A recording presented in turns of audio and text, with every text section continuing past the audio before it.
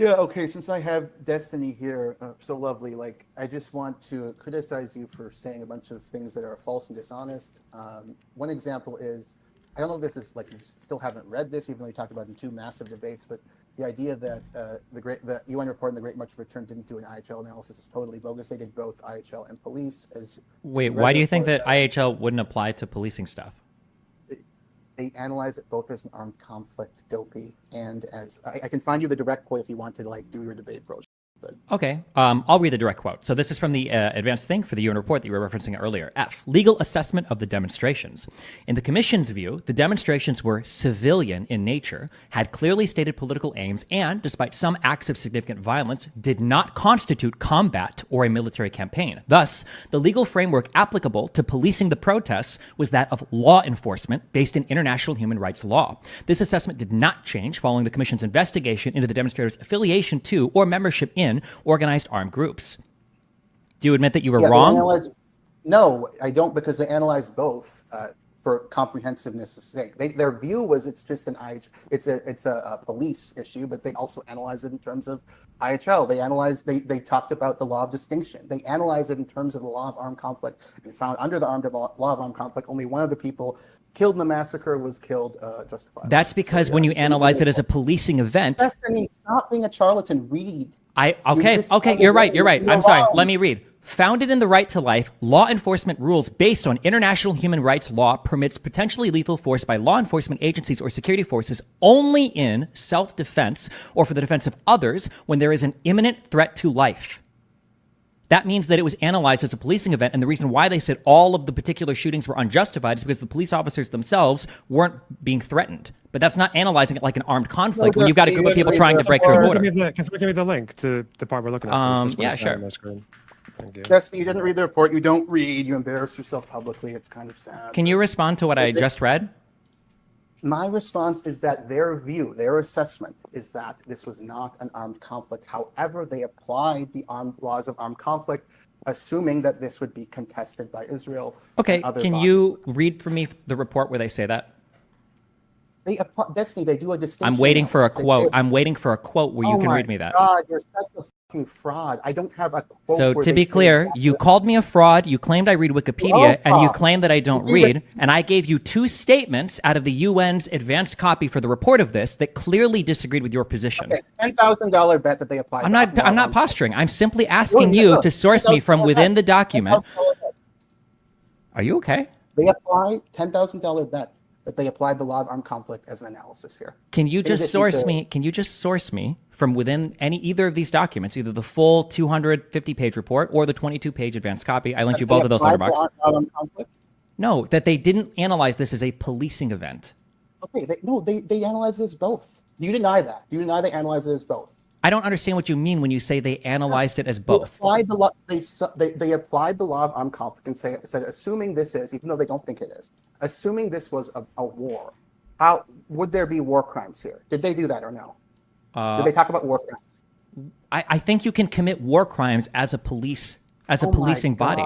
Can you just quote me? Wait. Why are you using so many exasperated expressions? Because you are a fraud. I am exasperated. I just read you two quotes. I read you two quotes from this document. Can you just give me a single quote from the document? Can you just read from it?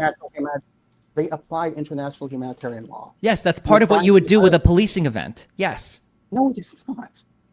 International humanitarian law is part of the law of armed conflict, dopey. Like, you're just wrong and you don't care because you're a sociopath. Like, you want me to find some quote that's paraphrasing exactly what I said? No, they clearly did this. It's common sense. If they clearly did it, then you should just show me very easily where in the document where they do that.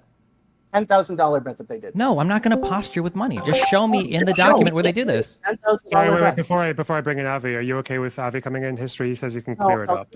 Wait. So what's the reason? So there are ways that you could kill people in an armed conflict that would be illegal for a policing event, correct? Okay, guys. Wait. If you can't answer the question, this is a very easy question. Can you be honest for 5 seconds and just listen? No, you're not answering the question. Okay, I'm going to make one point first.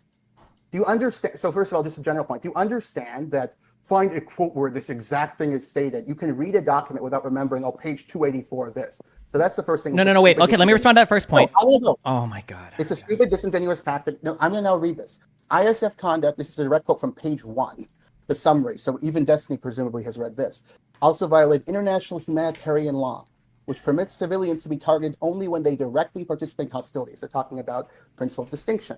This purposely high threshold was not met by the demonstrators' conduct in the view of the commission, with one possible exception on 14 May. So there's one person who directly participated in hostilities, according to the view of the commission. And they applied the laws of armed conflict. So you're just completely wrong in trying to find some weird parse debate bro thing where you're right, but you're clearly wrong. I mean, you guys are just have lost like empathy or human like connection. It's just weird. This internet stuff isn't good for you, even though we've made a lot of money on it, Destiny. You're throwing in a lot of ad homs for someone who doesn't like debate pros. So the highly I'm contentious issue relating to the Great March of Return has to do with which people were considered participating in hostilities.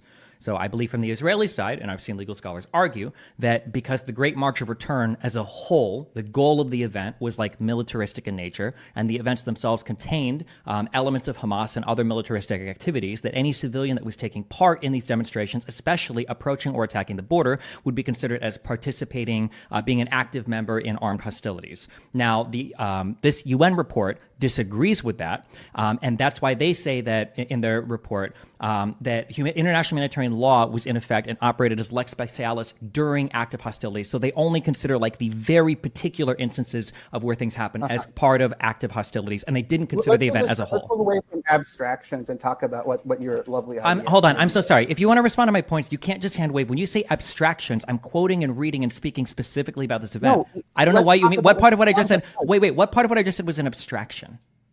You're saying they participate in hostilities, blah blah. I don't know why are you using that voice to summarize? I'm just asking you. What part of what I just said was an abstraction to you? I'm not going to be distracted by these nonsense. Hold on. You're the one that used the term. Just don't say that next time. Just respond to what I'm saying instead of trying to summarize it or generalize it in a bad faith manner.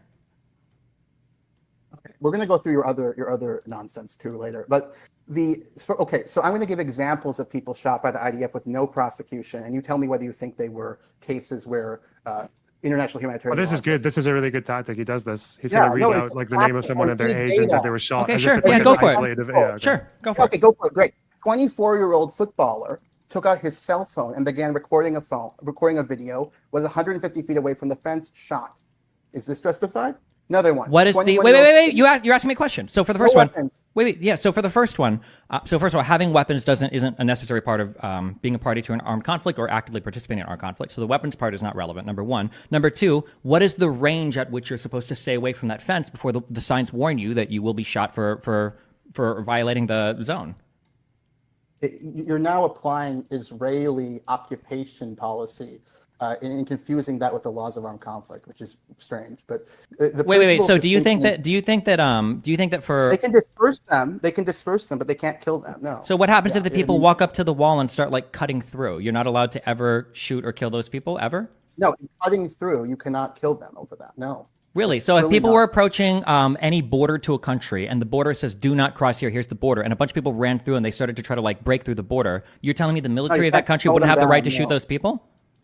If they're unarmed and they're not attacking you, if they're throwing a grenade at you, if they're throwing a Molotov cocktail at you, yeah. That's just how the law of armed conflict works. So really? Okay, yeah, you said I need to read more. Can you show me where? Yeah. Which international rule would you be referring to here for customary, or like what particular convention would you be referring to? I'm talking about the principle of distinction.